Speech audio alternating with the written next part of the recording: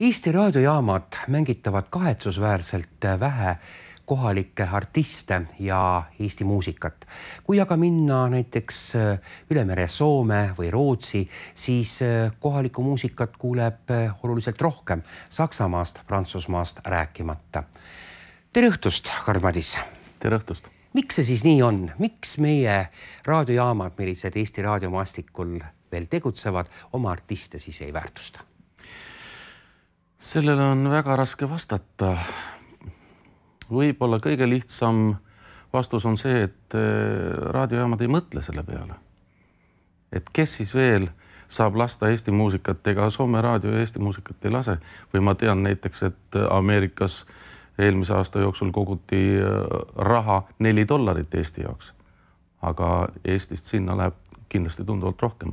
Et võib-olla ei mõelda selle peale, et me peaks oma muusikat kaitsma ja hoidma. Või siis teine asi, võib-olla ei ole veel aru saadud, et internet on välismaist muusikat täis. Igaüks võib leida sealt kümneid, sadu prantsuskeelseid jaamu ja kuulata hommikust õhtuni seda muusikat. Miks peaks seda tooma veel Eesti raadiotesse? Et maailm on avatud ja mitte keegi ei hoia meie muusikat, kui me ise ei hoia.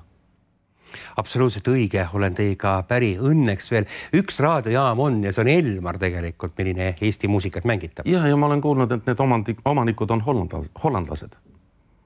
Siit mõtteainet kõigile teistele. Pluss veel see, et ma tean, mul hea sõber elab Hollandis ja tema väitis, et kui mõni Hollandi artist teeb mõne lääne loo ära, ingliskeelse loo hollandi keeles, siis see ingliskeelne visatakse ära ja lastakse ainult hollandi keeles, sest hollandlasi on ainult 11 miljonit.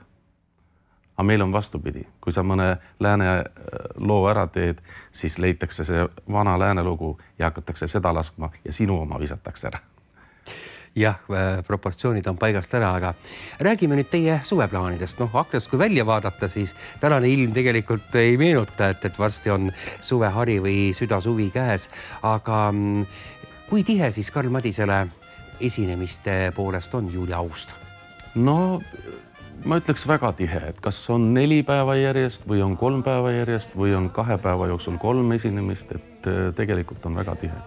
Kaasa arvatud on nüüd juba seal teisipäevad ja isegi kolmapäevad vahest on mängud, nii et väga-väga tihe. No see tuuritamine suvel, mis aset leiab, kus teid rohkem saab näha ja kuulata, kas Lõuna-Eestis, saartel, Põhja-Eestis või olete võrdselt jaganud selle tuuri kõikide Eesti piirkondade vahel? No mina see aasta tuuri nüüd suvel ei tee, aga need pakkumised tulevad, ütleme, väga suur osa on ikkagi Pärnumaast. Viljandi on meie jaoks suhteliselt valge laik meie kaardil ja Tartu, Võru, isegi Ida-Virumaa, need on need kohad, kus saab enam käidud. Tallinlased näevad? Tallinlased näevad suht harva. Mida uut siis üldse toob sügis ja võib-olla sügistalvine hooaeg, kui kaugemale ette vaadata? Kuna mul on novembrikuus sünnipäev ja kukub 55, siis võib juhtuda, et võib-olla saame teha Karavaniga ühe jõulutuuri, kuna Karavani jõulukassett ja plaat on siiamaani läbi aegade üsna populaarne, siis võib-olla sel aastal õnnestub see tuur ära teha. Just napsasite mul küsimus ära, et tahtsingi pärida, et varsti viskab ette väga ilusa numbri, 25, Karavan on 30, aga millal te siis avalikkusele teada annate, kui see jõulutuur tulema hakkab? Ma lähen siit intervjuud andest, peale intervjuud lähen kohe otse läbi rääkima nende korraldajatega, et kas ja kuidas seda asja teha.